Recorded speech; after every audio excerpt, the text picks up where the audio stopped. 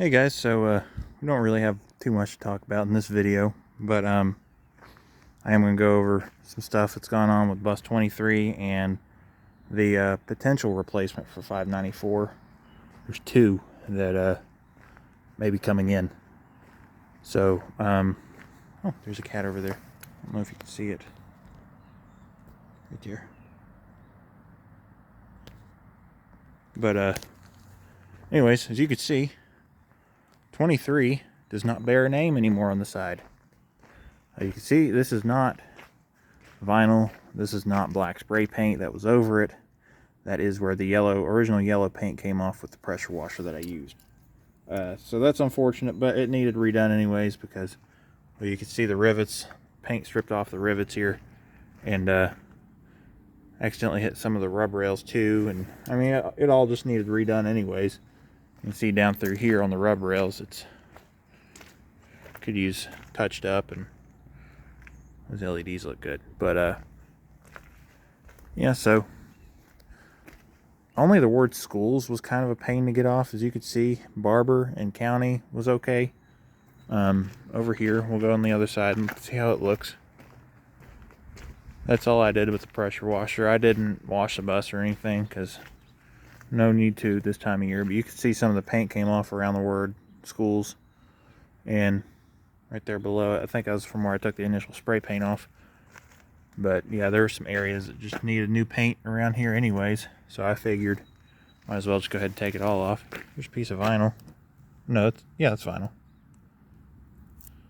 Very thin. Maybe that's not, but it's sticky, so I don't know. Oh, on the other side, there is another thing that I wanted to kind of test. And that's not from me. That was there when I got the bus. But another thing I kind of wanted to test, took the pressure washer to the tape around the window here. You can see, came off pretty good. I mean, I'll have to take some adhesive remover to it and do the rest of it, but that is the first step in the black window posts that I'd like to add to this bus. But first, before I do that, I need to paint the frames all black. So that's going to be the annoying part. But I want the frames have to be a matte black, or else the gloss won't really stick, from what I've been told. So frames have to be a matte black, and then after I do that, I'm going to do the gloss on top of that for the window posts. So, yeah. So for those of you wondering what the difference is, basically this silver part right here is the window frame, and these yellow portions, these yellow metal portions, are the window posts. So I want to do that. I'm just going to do it down to the down to this one, so that way I don't have to wrap with all this around all the way back. I think it looks better that way, in my opinion. And it's my bus, so I'm gonna do what I want. But I did buy something that cost a significant amount of money, but I saved a lot of money doing so if I were to buy brand new, which I did buy brand new, but I just chose a different vendor. I actually found these on eBay. I just had a hunch. I was like, you know what? I actually had a hunch about turn signals is what it was. I was like, I feel like I'm gonna get a good deal on some 7-inch Arrow turn signals on eBay. I didn't get the good deal on the Arrow turn signals, but got a good deal on some new red warning lights and some new amber warning lights. So these are actually international OEM, which I thought was interesting. These were like $53, and the ambers were about 80, but normally the reds and the ambers go for about 130 each. So I thought that was a pretty good deal, even though the ambers weren't quite half off. The reds were more than half off, so like it evened out to be about half off overall. So a new set of lights would run you over $1,000 if you were to buy it from like TAC or Unity. But I got all those for, I think, around $600. Which is still a lot of money, but well, they're in that giant yellow and black tote there. with a bunch of stuff on top of it. I have a set from a junkyard bus that aren't guaranteed to work. So close this now, and I'm gonna go over some of the possible replacements for 594. So I'm not going to give any details yet, but the first one I'm looking at, I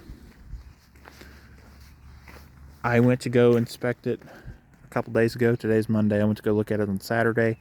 I actually saw it back in November in person. Well, I'd seen it a few times in person, but I'd known it was retired since May, and they moved it to a location where I could access it sometime between then and November.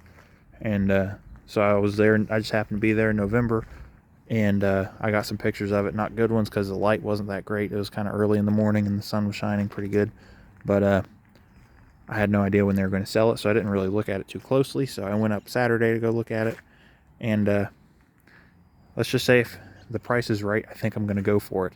Still have a couple weeks left before I'll know, but if it gets here, I'm not going to hint at anything until it is here, which I know I mentioned that in the last video, but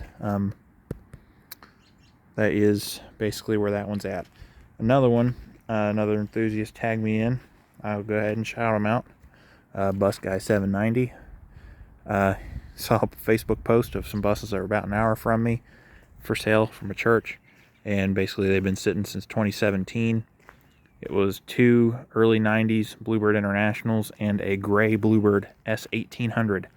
So I'm after that S1800 if it'll drive home.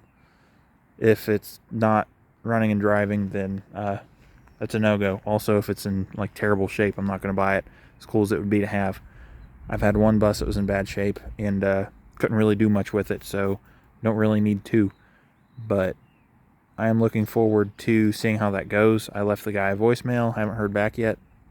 But you can't beat a Bluebird S Series for $1,000. So they basically just want what the scrapyard offered them. So can't really think of anything else. This video is pretty good length at the moment. But aside from the lettering, there's nothing to update 23 on. Haven't driven it in like a week. I've had a lot of stuff going on this past week, so I haven't really had time to do anything with the bus. But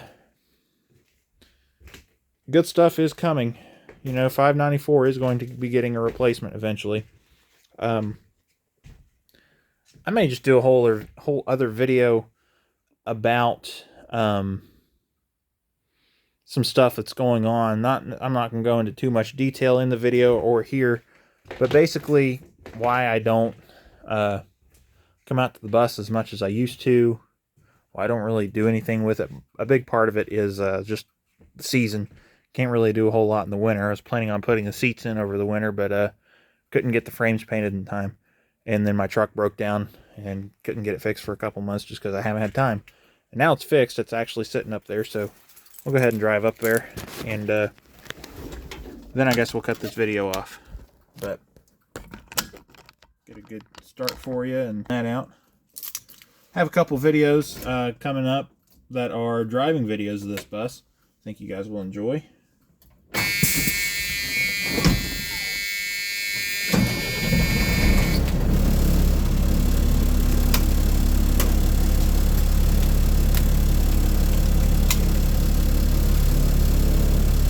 There's another cat I've been in on it. Where is it at? There it is. Okay. Alright, there we go.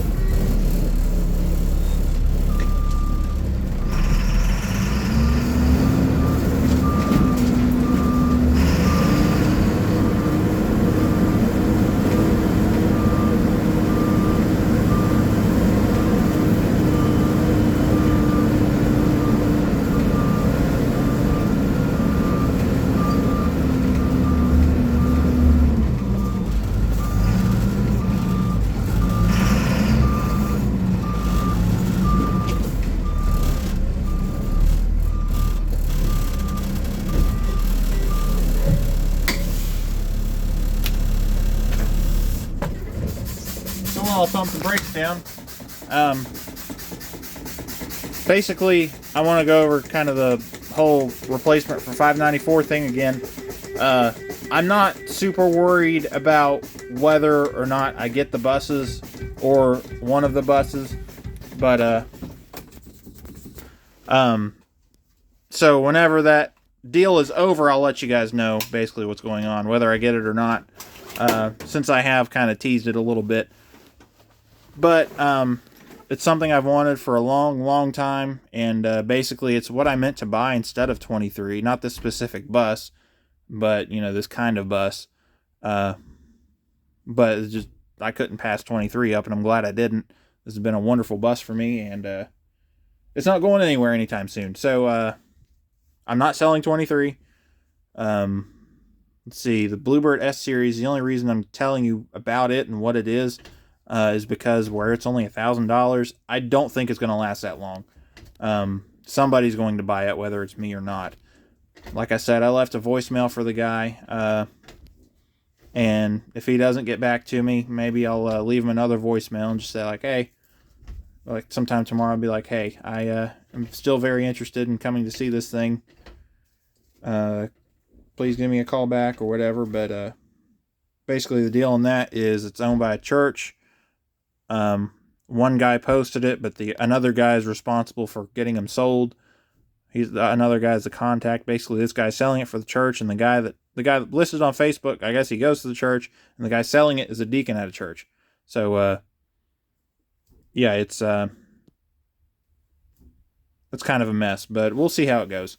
But anyways, that's going to be it for this video. So thanks for watching, and try and have a good rest of your day.